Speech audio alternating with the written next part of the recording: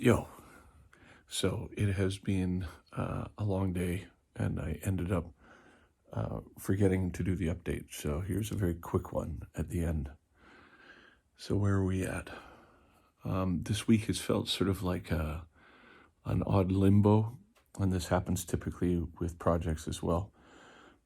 When you've finished the basic tracks and you're sort of into the nuts and bolts of trying to articulate the vision while still keeping it in line with the original idea. It's like you have to make cliff notes for yourself as you're writing, so that when you get to this more technical stage where you're just tracking guitars and bass and things like this, you don't lose sight of what your original goal was.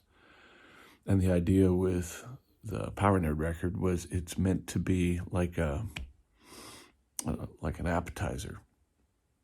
So prior to the Moth and the Axolotl projects, Power Nerd is this very specific thing, and it's simple and stripped back and kind of rough around the edges. And then I spent this week not second guessing the concept, but just second guessing the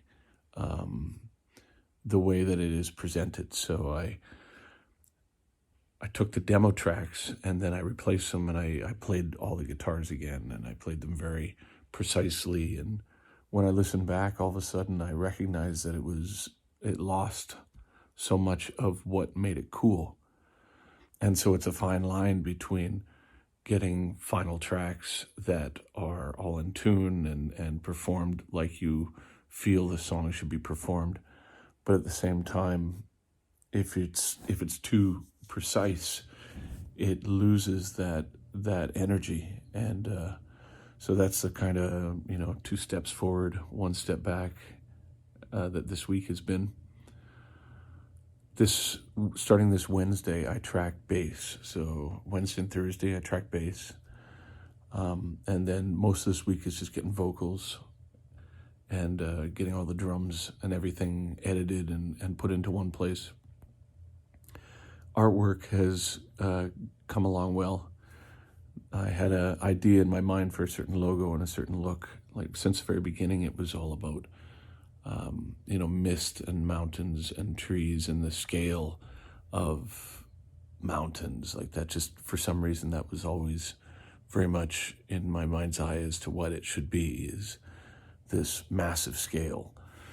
And we went through a bunch of iterations of the art and landed on one that is really ticking the boxes. So what I tend to do when I'm recording is I take that temporary image and I make it my screensaver. So as I'm working, I've got this kind of constant reference to what the artwork will be, and then you can kind of guide the sounds that you're choosing to fit into the aesthetic and vice versa. It's been a long week, but also part of what's made it long is there's been a couple of moments there where I just chose not to do it, and that's healthy for sure. But it's a very much you're either in it or you're not. That's kind of how my mind works. And so if I take a break just to kind of reconnect with life, which is arguably what life is about, when I sit down to do it again, I'm like, oh, where was I? And it's this strange kind of transition period between doing it and not doing it. But once I get into the flow again, then it starts to all appear. And at that point, when you are in the flow, that's where you start to recognize that there's no need to second guess it, because it's going to be what it is.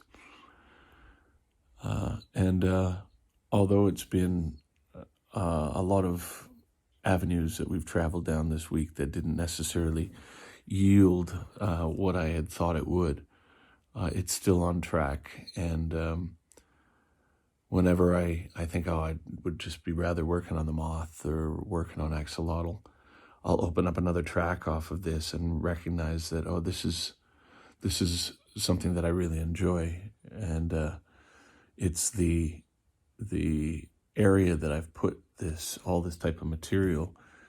And although it's simple and although it's very it's not a lot of overdubs and things like this. Even though that's the case, when I go back to it, I'm still consistently surprised at how much I really dig it.